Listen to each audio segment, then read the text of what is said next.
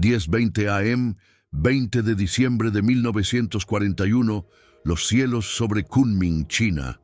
Las manos del teniente Hiroshi Fujioka, piloto de bombarderos japonés, comenzaron a temblar incontrolablemente.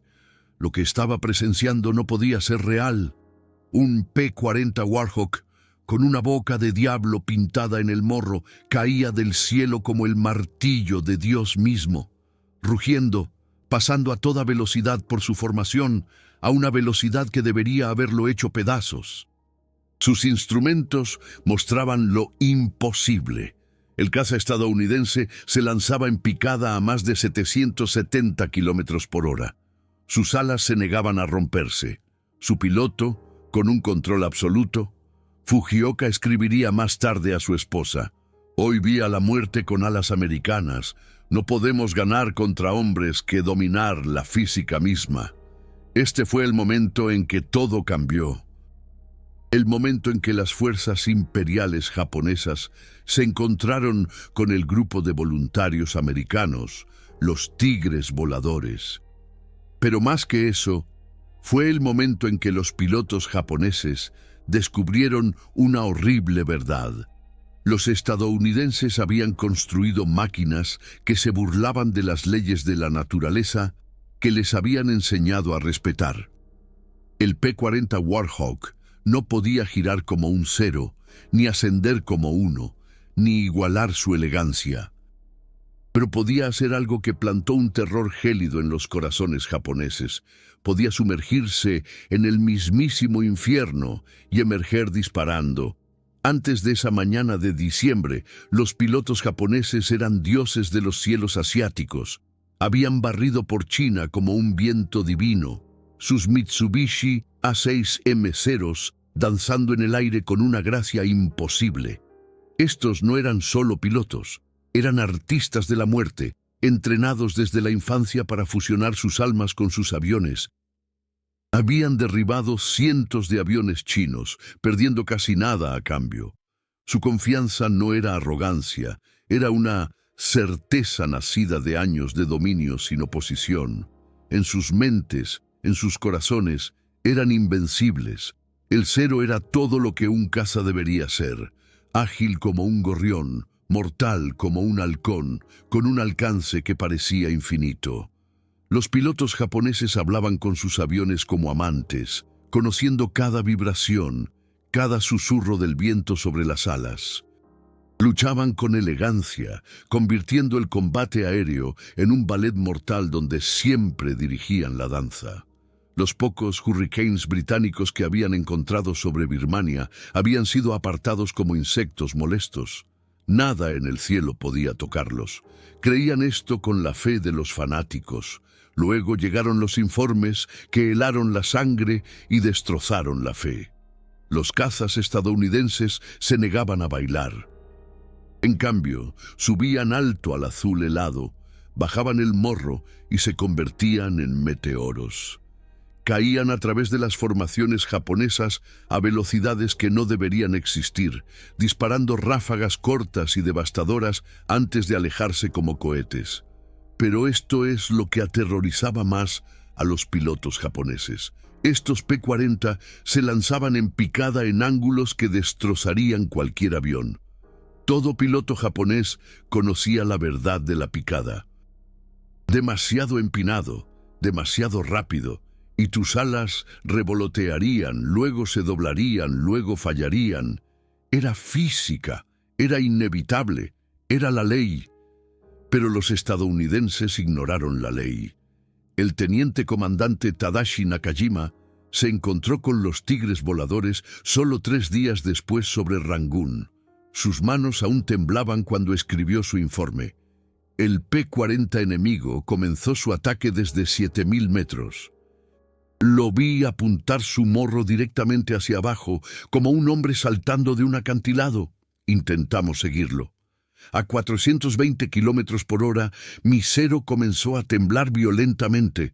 A 465, los controles se bloquearon. Tuve que nivelarme o morir. Pero el estadounidense siguió cayendo más y más rápido. Mi observador afirmó que alcanzó los 750 kilómetros por hora antes de salir. Esto no es posible, pero lo vi con mis propios ojos. ¿Son hombres o demonios? Lo que los japoneses no entendían, lo que no podían entender, era que el P-40 Warhawk había sido construido por estadounidenses que no creían en los límites, mientras que el Zero era poesía en aluminio, pesando apenas 360 kilos, completamente cargado. El P-40 era un martillo volador de 4.010 kilos. Ese peso, que lo hacía lento en vuelo nivelado, lo transformaba en algo aterrador en una picada. El enorme motor Allison V1710 en el morro, esa hermosa bestia de 1.150 caballos de fuerza que llamaban el yunque, jalaba el avión hacia abajo con la inevitabilidad de la gravedad misma. Claire Chennault, el genio que comandaba a los tigres voladores, entendió esto inmediatamente. Este antiguo campesino de Texas, convertido en revolucionario táctico, había estudiado a los japoneses durante años. Conocía sus fortalezas, su orgullo, su debilidad fatal. Creían en el arte del combate. Chennault creía en la ciencia de matar. Sus órdenes eran simples y brutales. Nunca gires con un cero. Nunca intentes superarlo en ascenso. Siempre ataca desde arriba con una velocidad abrumadora. Golpéalos antes de que sepan que existes. Huye antes de que puedan responder. Haz que teman el cielo mismo. El entrenamiento fue implacable y específico. Los pilotos estadounidenses, muchos de ellos muchachos del campo de lugares como Guadalajara y León, aprendieron a confiar en sus máquinas más allá de la razón. Subían a 7.900 metros, donde el aire era tan delgado que jadeaban incluso con máscaras de oxígeno. Luego apuntaban sus morros hacia abajo y dejaban que la gravedad y la ingeniería estadounidense se hicieran cargo. La primera vez fue aterradora. La segunda vez fue emocionante. En la 10ª vez era religión. El 3 de enero de 1942, el piloto de los Tigres voladores Robert Duke Hedman, un joven de 23 años de Chihuahua, cambió la guerra con una sola picada. Su madre recibiría su carta 3 meses después. Mamá, hoy caí del cielo y viví. Comencé a 700-900 metros, empujé la palanca hacia adelante y caí como el juicio de Dios. El indicador de velocidad aérea superó los 800. Los cazas japoneses de abajo parecían juguetes. Intentaron dispersarse, pero me movía demasiado rápido para la reacción humana. Derribé 2 bombarderos y un caza de una sola pasada. Cuando salí a 2.400 metros, mi visión se puso gris por las fuerzas G, pero el P-40 se mantuvo unido. Los pilotos japoneses que podía ver a través de mi cubierta no estaban disparando, estaban mirando. Algunos tenían la boca abierta conmocionados. Los testimonios de pilotos japoneses de este período revelan algo más allá de la derrota militar, revelan la destrucción psicológica. El teniente Yasuhiko Kuroe, un veterano de 6 años con 11 bajas confirmadas, escribió en su diario 15 de enero de 1942. He visto el infierno y lleva alas americanas. Caen sobre nosotros como halcones, pero halcones que desafían la naturaleza. Cuando intentamos seguir sus picadas, nuestros aviones gritan en protesta, los controles se bloquean, las alas amenazan con romperse. Debemos nivelarnos o morir. Pero los estadounidenses siguen cayendo, más rápido, siempre más rápido. ¿Cómo sobreviven? ¿Qué trato han hecho con el diablo? Ya no estoy seguro de que estemos luchando contra hombres. Tal vez combatimos demonios. El milagro técnico que creó este terror fue esencialmente estadounidense, sobre ingeniería hasta el punto del absurdo. El ala del P-40 no era elegante. Usaba un perfil aerodinámico NACA 2215 grueso que creaba resistencia, pero permanecía sólida a velocidades donde las alas más delgadas revolotearían y fallarían. Las vigas de las alas eran enormes vigas en I que podían soportar cargas de 12 G, el doble de lo que cualquier piloto podía sobrevivir. Cada componente fue probado hasta la destrucción, luego construido un 50% más fuerte que el punto de falla. Fue un derroche, un exceso y absolutamente brillante. El sistema de control era aún más impresionante. Mientras que los Zero japoneses usaban controles de cables simples que se estiraban y se volvían blandos a altas velocidades. El P-40 tenía cables pretensados con mecanismos de ajuste automático. Las superficies de control estaban cubiertas de tela, pero la tela estaba tratada con múltiples capas de barniz que la mantenían tirante como un tambor, incluso a 800 kilómetros por hora. Las compensaciones de profundidad tenían una increíble relación de engranaje de 30.1, lo que significa que pequeños ajustes podían superar fuerzas aerodinámicas masivas, pero quizás lo más impresionante fue la ingeniería psicológica. El P-40 estaba diseñado para hacer que los pilotos se sintieran invencibles. La cabina era espaciosa para los estándares de los cazas. El blindaje detrás del piloto era lo suficientemente grueso como para detener proyectiles de cañón de 20 milímetros. El montaje del motor era tan robusto que los pilotos informaron haber volado a casa con la mitad de los cilindros del motor destrozados. Esto no era solo un caza, era un tanque volador que casualmente tenía alas. Los ingenieros japoneses que estudiaron los P-40 accidentados quedaron horrorizados por lo que encontraron. Donde sus Zero ahorraban peso con soluciones elegantes, los estadounidenses simplemente habían añadido más metal. Un informe del Departamento de Ingeniería de Mitsubishi decía: el avión estadounidense usa suficiente aluminio en sus largueros de ala para construir dos Zero. Los cables de control son lo suficientemente gruesos como para anclar un barco. El soporte del motor podría soportar 3 veces el peso del motor. Esto no es ingeniería, es locura. Sin embargo, esta locura hace que sus aviones sean indestructibles en condiciones que destruirían los nuestros. El impacto psicológico se extendió por las filas japonesas como una plaga. Para febrero de 1942, los pilotos de Zero se negaban a seguir a los P-40 en picado. Se tuvieron que emitir órdenes que amenazaban con consejo de guerra por cobardía frente al enemigo en picado. Pero ¿cómo podían los comandantes castigar a los hombres por negarse a suicidarse? Zero ya habían perdido sus alas intentando igualar las velocidades de picado estadounidenses.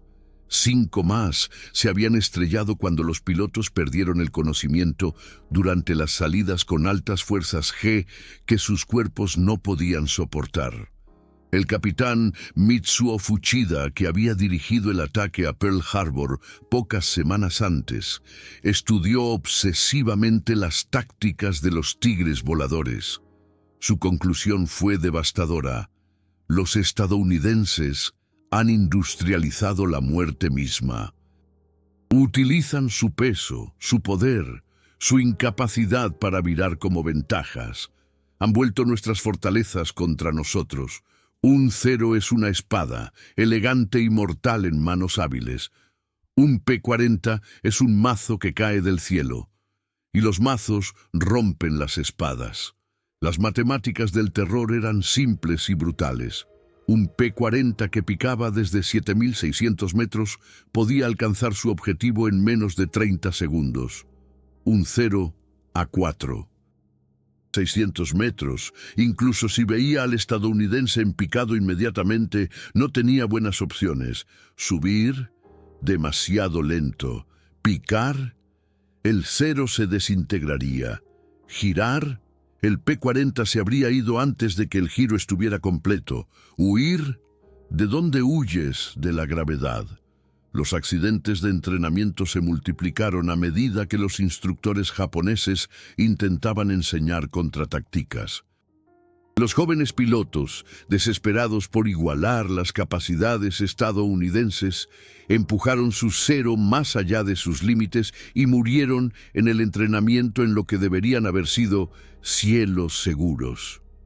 Un instructor, el teniente Saburo Sakai, escribió: «He perdido más alumnos por las tácticas estadounidenses que los estadounidenses mismos.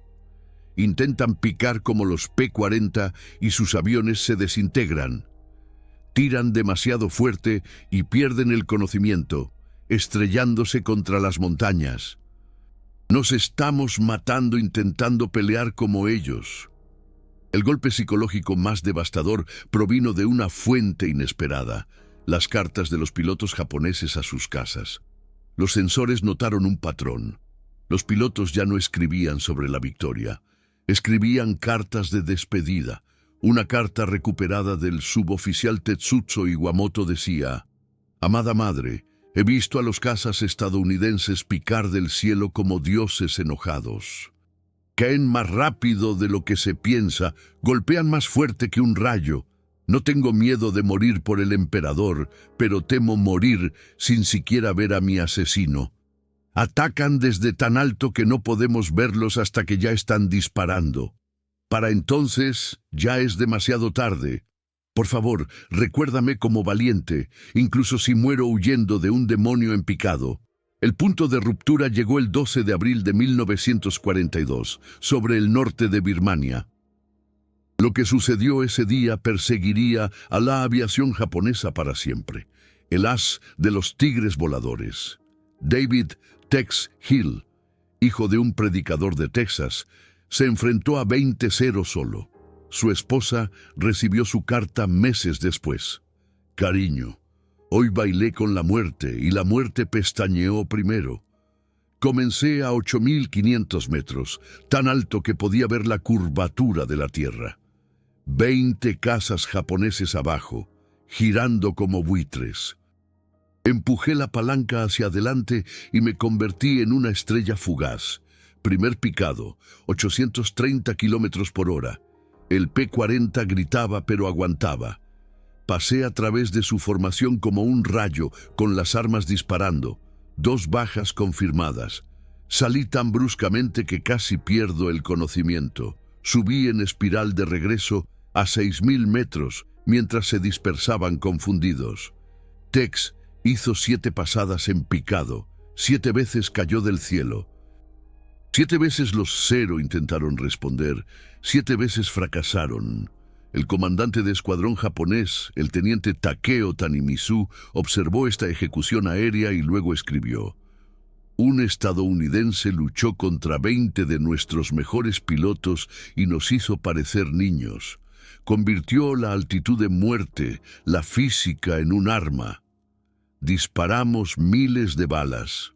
Bailó entre nuestras balas como si fueran gotas de lluvia. Cuando finalmente se fue, meneando sus alas con burla, 3 de nuestros aviones estaban cayendo y 5 más estaban dañados. Nunca he sentido tanta vergüenza. No fuimos derrotados. Fuimos humillados. Pero esto es lo que los japoneses nunca entendieron, lo que hizo que la superioridad en picado del P-40 fuera tan devastadoramente estadounidense. Era la democracia en aluminio. Cada P-40 que salía de la línea de producción de Curtiss en Buffalo, Nueva York, podía realizar estos picados imposibles, no solo los especiales, no solo los construidos para ases, cada uno, porque en Estados Unidos la excelencia no estaba reservada para la élite, estaba producida en masa. Los trabajadores que construían estos aviones no eran maestros artesanos que pasaban meses en un solo avión. Eran gente común, las Rosie de Riveters y los chicos de secundaria que trabajaban en turnos nocturnos. María Rodríguez de Detroit, cuyo hijo luchaba en Filipinas, instalaba largueros de ala, Decía una oración con cada remache: mantén a salvo al hijo de alguien. Tom Washington de Alabama, que había perdido a su hermano en Pearl Harbor, apretaba los pernos del motor con lágrimas en los ojos, asegurándose de que cada uno fuera perfecto. Estos no eran solo aviones. Eran cartas de amor a la democracia, firmadas con sudor estadounidense y entregadas a 800 kilómetros por hora. Las cifras de producción contaban una historia que hacía llorar a los comandantes japoneses. Solo en marzo de 1942, Curtiss produjo 142 P-40. La producción total de cazas de Japón ese mes, 67 aviones. Pero los números ocultaban una verdad aún más cruel.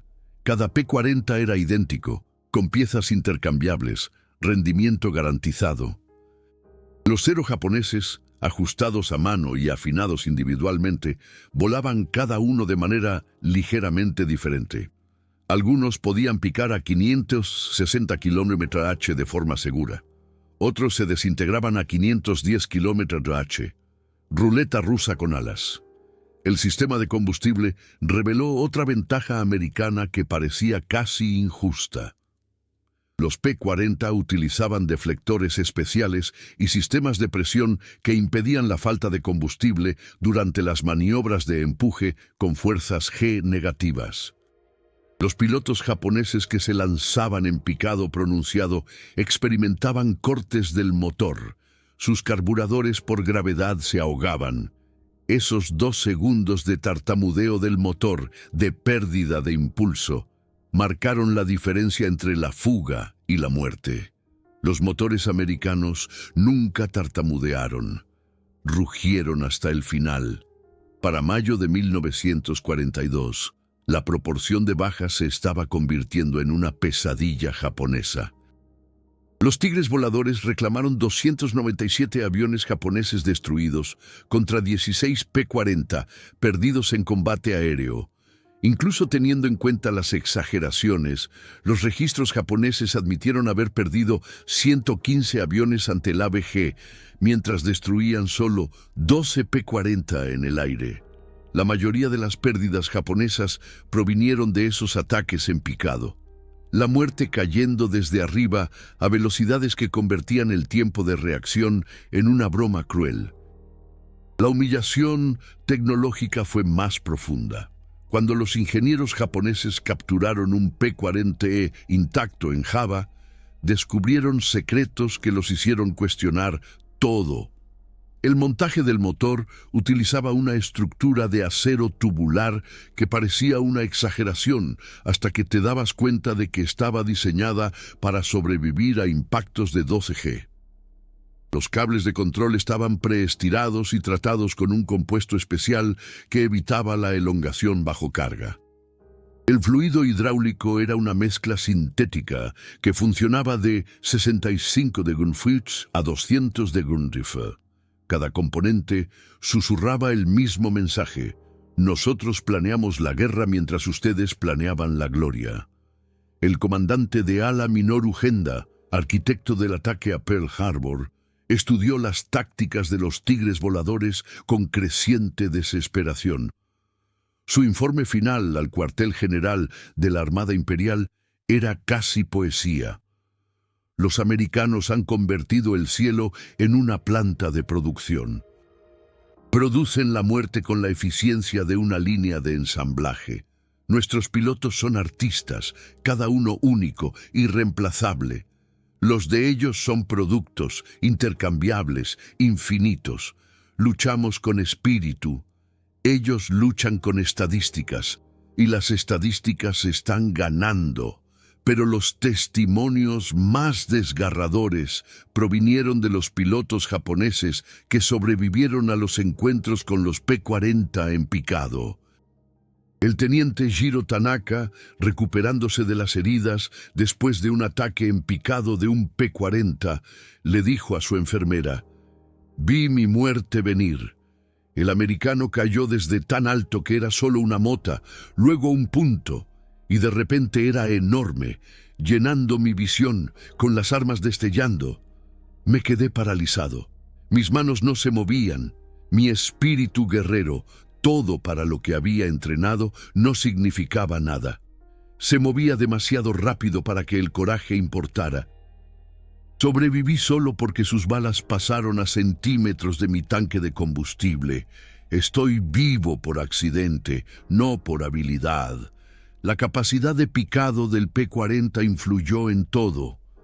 Las formaciones de bombarderos japoneses, anteriormente confiadas en sus escoltas, Zero, ahora volaban con miedo. Sabían que los P-40 podían atacar desde altitudes que los Zero no podían alcanzar, a velocidades que los Zero no podían igualar.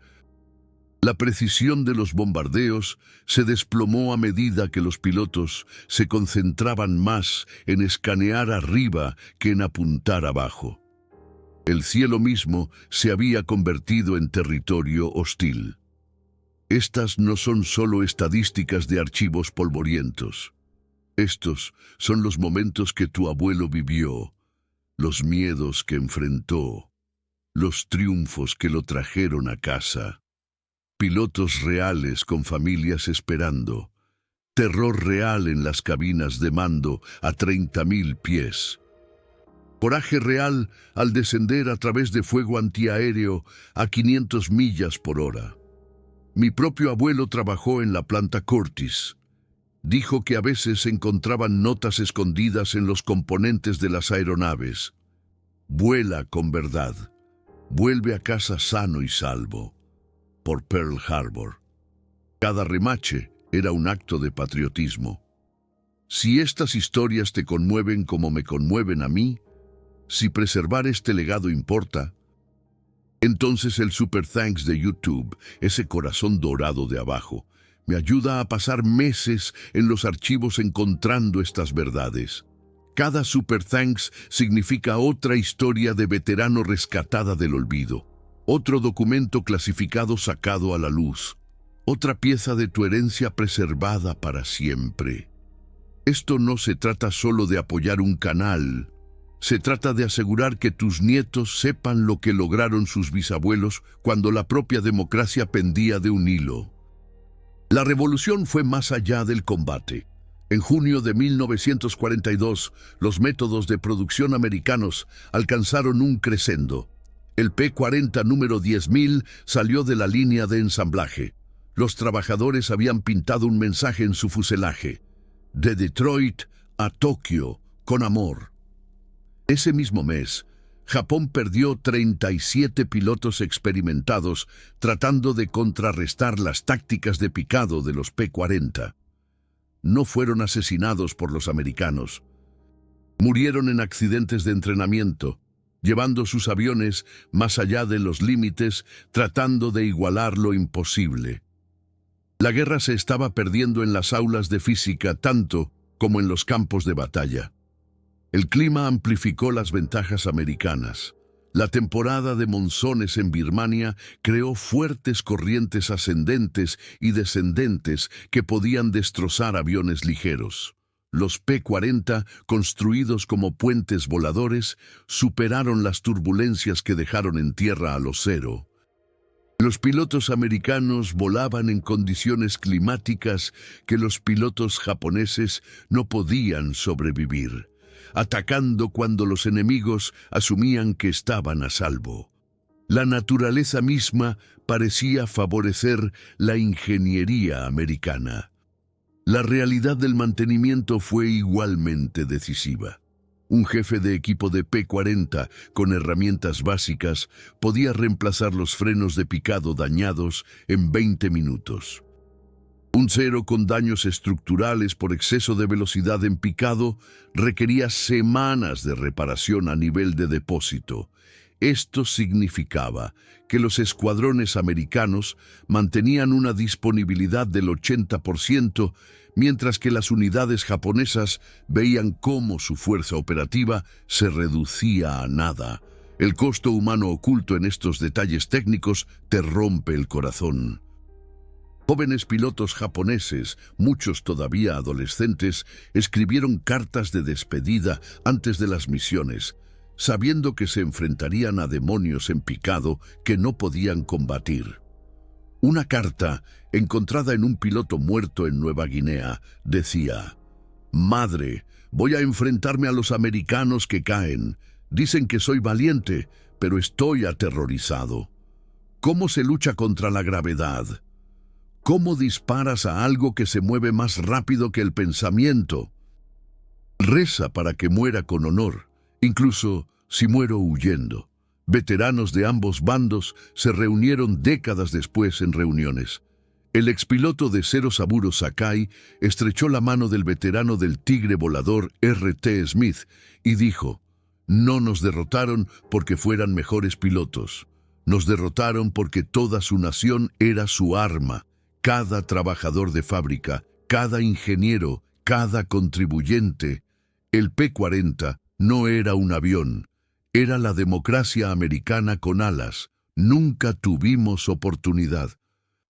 El análisis de la posguerra reveló el verdadero alcance de la superioridad industrial americana.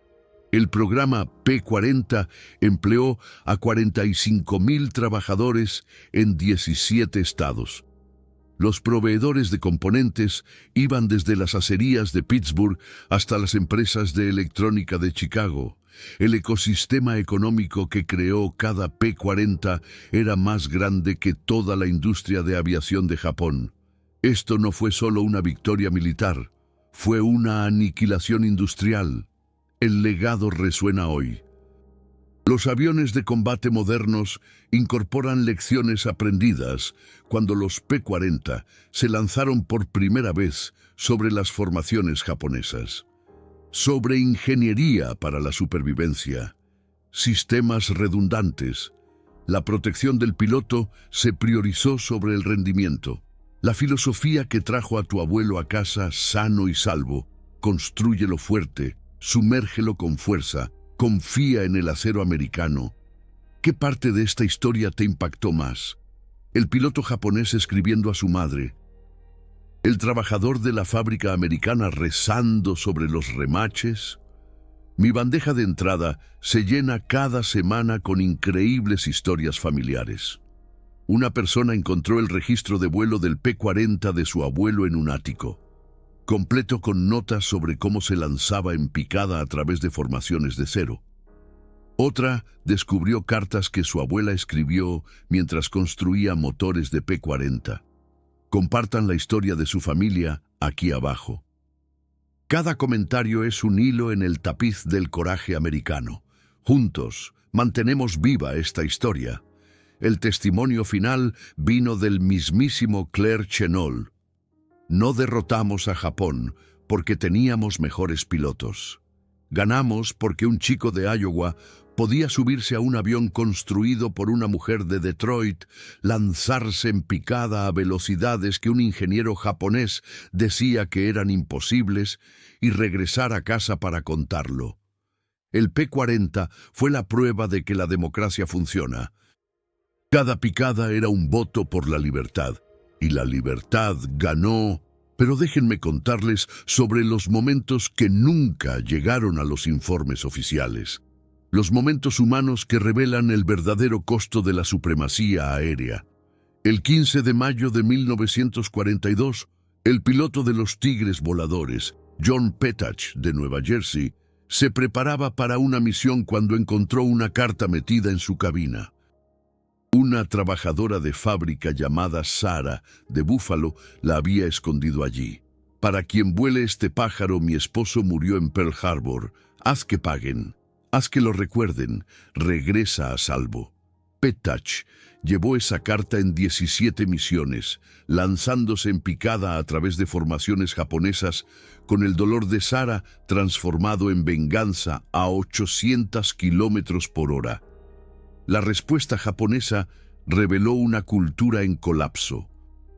Para junio de 1942, la Marina Imperial emitió la Orden 39A, reconociendo oficialmente que las tácticas convencionales eran inútiles contra los P-40 en picada. La orden parecía una admisión de derrota. Cuando sea atacado por aviones P-40 desde arriba, los pilotos ejecutarán una acción evasiva inmediata sin intentar atacar. El honor se preserva en la supervivencia contra probabilidades imposibles. Piensen en eso. La misma cultura militar, que más tarde crearía ataques kamikaze, les decía a sus pilotos que huyeran de los cazas americanos. No porque fueran cobardes, sino porque la física había elegido un bando. La historia de la cadena de suministro te hace apreciar cada remache. El aluminio para las alas de los P-40 provenía de Reynolds Metals en Alabama, donde los trabajadores hacían turnos triples con un calor de 46 grados centígrados. Los bloques de motor se fundían en la planta de Allison en Indianápolis, donde mujeres que nunca habían visto una fábrica antes de Pearl Harbor se convirtieron en maquinistas de precisión en semanas. Los instrumentos provenían de Bendix, en Nueva Jersey, ensamblados por adolescentes que habían abandonado la escuela secundaria para apoyar el esfuerzo bélico. Cada P-40 era una sinfonía del sacrificio americano, dirigida a 9.000 metros de altura. Aquí hay un detalle que te rompe el corazón. Las escuelas de entrenamiento de pilotos japoneses comenzaron a enseñar ejercicios de reconocimiento de P-40, donde los estudiantes practicaban detectar aviones en picada y tomar medidas evasivas inmediatamente. Cadetes de 18 años, que habían soñado con la gloria del combate aéreo, aprendieron a huir a la primera señal de un punto que caía. Un manual de un instructor, capturado en Saipán, incluía la línea devastadora. La supervivencia contra el ataque en picado del P-40 es la victoria. No busques el enfrentamiento, busca la supervivencia. La brecha en la metalurgia merece su propio momento de asombro. El motor del P-40 usaba pistones forjados con aleación de aluminio 2025 T6. Tratados térmicamente con especificaciones precisas que les daban fuerza a temperaturas que derretirían los pistones japoneses. Cada pistón pasaba por 17 controles de calidad. Un trabajador llamado Antonio Marcelli en Indianápolis besaba cada pistón que aprobaba, rezando en italiano por el piloto que dependería de él. Su hijo voló P-40 en el norte de África. Cada pistón era personal. El clima se convirtió en un aliado americano de formas increíbles.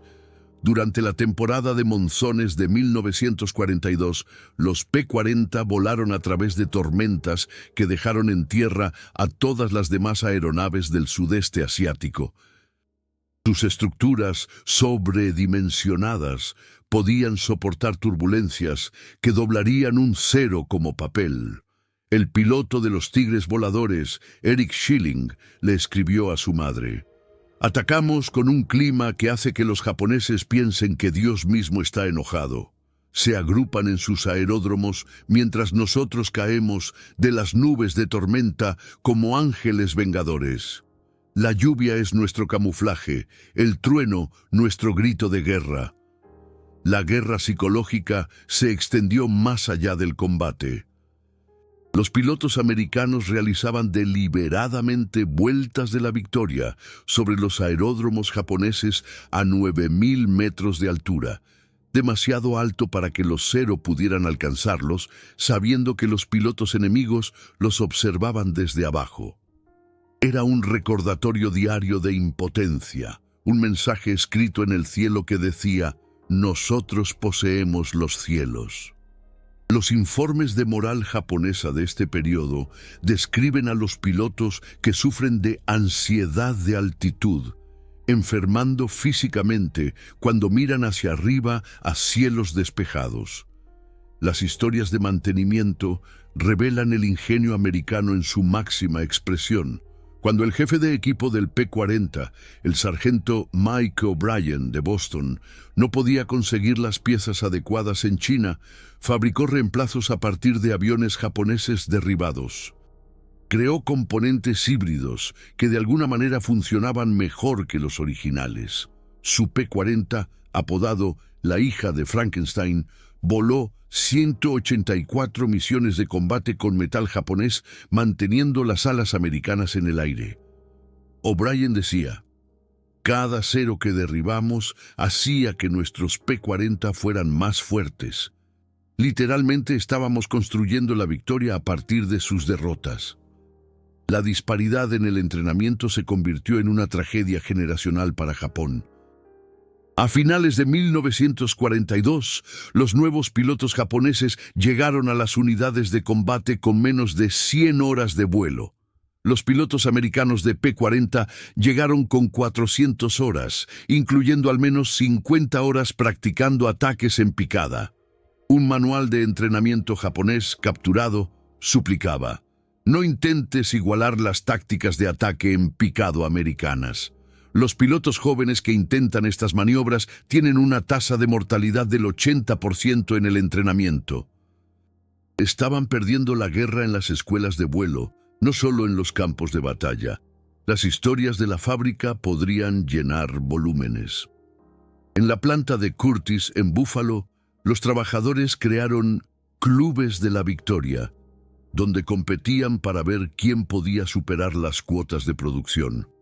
El poseedor del récord fue un equipo de 6 mujeres que ensamblaron un ala completa de P-40 en 3 horas y 17 minutos, la mitad del tiempo estándar.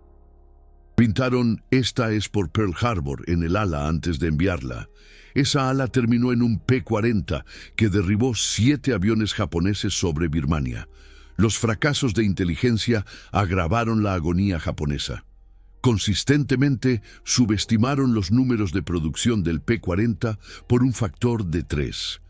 Un informe capturado de octubre de 1942 estimó la producción mensual americana de P-40 en 50 aviones. La realidad era de 165.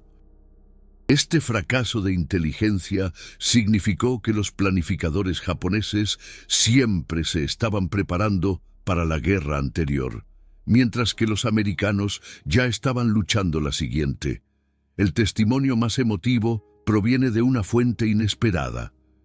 En 1987, el expiloto de Zero Kaname Harada conoció al veterano de los Tigres voladores Charles Bond en una reunión en San Diego.